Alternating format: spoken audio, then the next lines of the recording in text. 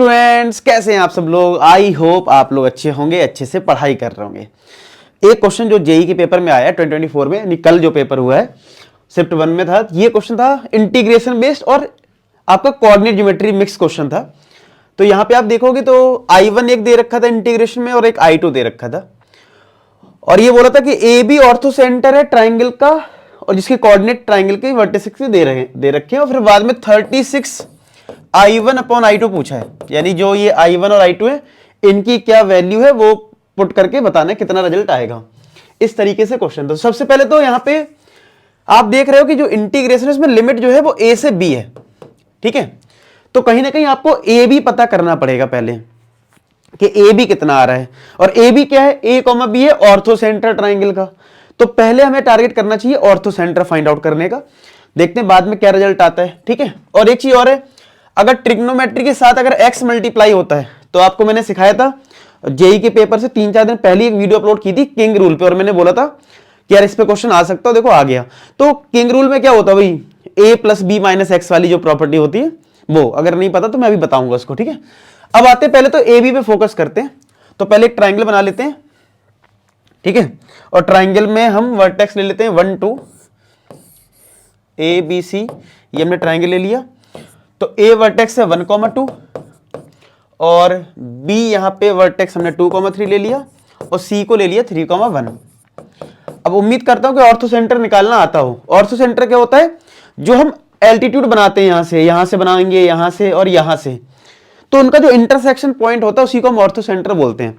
और एल्टीट्यूड निकालने के लिए हम 2 एल्टीट्यूड ड्रॉ करके निकाल सकते हैं। क्यों, जैसे हमने एक लाइन ड्रॉ कर ली ये सपोज करो, और एक लाइन ड्रॉ कर ली ये, तो अगर मैं इस लाइन की इक्वेशन निकाल लूं, सपोज करो ये पॉइंट डी है और ये पॉइंट ई है, अगर मैंने एडी की इक्वेशन फाइंड आउट कर ली और बीई की इक्वेशन फाइंड आउट कर ली और उनको सॉल्व कर दिया, तो सॉल्व करने से इंटरसेक्शन पॉइंट मिल जाएगा। इसी को हम ऑर्थो सेंटर बोलते हैं, जिसको मैंने कैपिटल एच बोल दिया है। यही मेरा ए कॉमा बी दे रखा है, तो कंपेयर करके ए बी आ जाएगा। तो अब आते हैं एडी की इक्वेशन कैसे आएगी। देखो एडी की लाइन पर हमें पॉइंट गिवन है, अगर स्लोप और पता लग जाए तो हम फॉर्मूला लगा सकते हैं y minus y1 equal to m x minus x1। समझ रहे हो, यही होता है, स्लोप पता हो और एक पॉइंट पता हो। तो पॉइंट तो पता है मुझे, ठीक है, पॉइंट पता है क्या, ये हमारा पॉइंट है। तो y minus y1 is 1, slope का पता करना है x minus x1, sorry y minus y1 2 है, y minus 2 equal to slope को पता करना है x माइनस x1 1 हो गया। तो ये हम फाइंड आउट कर रहे हैं किसकी, ये इक्वेशन हमारी आ रही है एडी की, इक्वेशन ऑफ एडी। अब स्लोप कैसे पता लगे, देखो ये लाइन और ये बीसी लाइन आपस में परपेंडिकुलर, तो 2 स्लोप का प्रोडक्ट -1 होता है अगर परपेंडिकुलर है।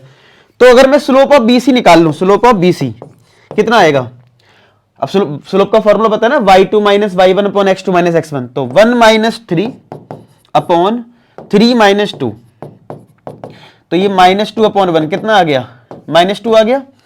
तो अगर इसकी स्लोप -2 है तो एडी की स्लोप क्या होगी, slope of AD, slope of BC का जो प्रोडक्ट है वो क्या -1 होगा।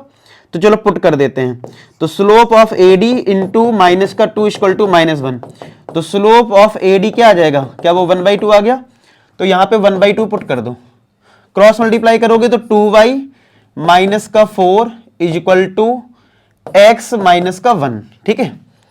तो इसको सिंप्लीफाई करें तो ये x माइनस का 2y कितना आ जाएगा, x माइनस का 2y, या x की रू निकाल लो यहां से, क्योंकि सब्स्टिट्यूट कर लेंगे आसान रहेगा। तो ये इधर आ गया तो x आ गया 2y माइनस 5, चेक करो x आ गया, ये नहीं ये प्लस हो जाएगा ना, तो -3 आएगा, 2y माइनस का 3, ठीक है। तो x इतना आ गया। अब यहां पे सेम तरीके से मैं अब बीई पे फोकस करता हूं, किस पे, equation of BE, equation of BE पे फोकस कर लेता हूं। तो यहां पे भी फॉर्मूला y माइनस y1, तो बीई में y1 क्या है 3, स्लोप यहां पे भी पता करना पड़ेगा x माइनस x1, x1 हमारा 2 है। अब स्लोप कैसे आएगा, सेम तरीके से पहले हम स्लोप AC की निकाल लेंगे, स्लोप ऑफ AC निकाल लो। तो कैसे निकालोगे AC की स्लोप, ये y2 माइनस y1 यानी 1 माइनस 2 अपॉन 3 माइनस 1, तो कितना आ गया -1/2। तो स्लोप ऑफ बीई जो है वो परपेंडिकुलर है, तो slope of BE into slope of AC, इनका प्रोडक्ट क्या होगा -1। तो स्लोप ऑफ बीई अगर मुझे पता करना है, ये वैल्यू है -1/2 इक्वल टू -1, माइनस माइनस कटेगा तो क्या स्लोप ऑफ बीई क्या वो 2 के इक्वल आ जाएगा, देख लो। तो यहां 2 रख देते हैं, तो y - 3 इक्वल टू 2x - 4। तो y - 3 equal to twice of x के लिए यहां पुट कर देते हैं, y आ जाएगा। हमें वैसे ही ये दो लाइन सॉल्व करना है, मतलब हमें AD की इक्वेशन और B की इक्वेशन सॉल्व करनी है। तो ट्वाइस ऑफ x कितना है 2y - 3 और ये है -4। तो y - 3 इक्वल टू ये आ गया 4y - 6 - 4। तो यहां से हमें y मिलेगा, तो ये इधर गया तो y - 4y और ये -10 और ये तुम्हारा माइनस का प्लस हो जाएगा यहां। तो -3y इक्वल टू -7। तो क्या y की वैल्यू 7/3 आ रही है, 7/3। चलो देखते हैं, अगर y को पुट कर दें इधर और देखते हैं x कितना आ रहा है। तो x कितना है 2 इंटू वाई की वैल्यू 7/3 पुट करी -3, तो यहां पे 3 एलसीएम लिया तो 14 -9, तो x आएगा 5/3। ठीक है, x आ गया 5/3। तो इसका मतलब है हमारा x कोऑर्डिनेट है 5/3, y कोऑर्डिनेट है, तो हमारा जो ऑर्थो सेंटर यानी h वो आ गया है 5/3, 7/3। ठीक है, ये आ गया। और इसी को ऑर्थो सेंटर को बोला गया था कि a, b है। हमें जो ऑर्थो सेंटर गिवन है वो a, b गिवन था, तो कंपेयर कर लेंगे इसको और a b बता देंगे भाई कितना आ गया हमारा फाइनली। तो a b आ गया है, a आ गया है 5/3, a हमारा आ गया कितना, a हमारा आ गया है 5/3। ठीक है, a हमारा आ चुका है 5/3 और b आ गया है, a आ गया है 5/3 और b आ गया है 7/3। ठीक है, इतना हो गया, इतना सबको समझ में आ गया। ओके जी, अब अगर हम इसमें प्रॉपर्टी लगाएंगे, जब जैसे I1 जो हमें दे रखा है ना, पहले I1 को लिख लेते हैं और ये A भी तो हमारा फाइनली आ चुका है। तो पहले तो मैं इसको थोड़ा ऊपर कर दूं, तो यहां पे हमारे पास है I1 जो दे रखा है वो है A से B। I1 हमारा क्या है, देखो I1 हमारे पास है A से B x साइन, A से B है x sine 4x minus X square. ठीक है, और dx, और यहां पे I2 हमें क्या दे रखा है, I2 हमें गिवन है A से B sine 4x minus X square dx। इस तरीके से I1 I2 दे रखा है।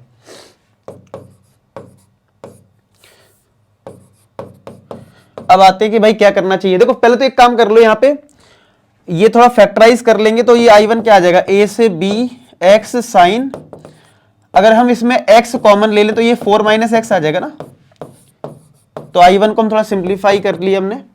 अब देखो अगर हमें किंग रूल लगाना है, किंग रूल अगर आपको नहीं पता तो मैं बता दूं, किंग रूल में ये होता है अगर A से B fx dx है, A से B अगर fx dx है तो वो हो जाता है क्या, इसमें जो x होता है वो रिप्लेस हो जाता है a plus B minus x से।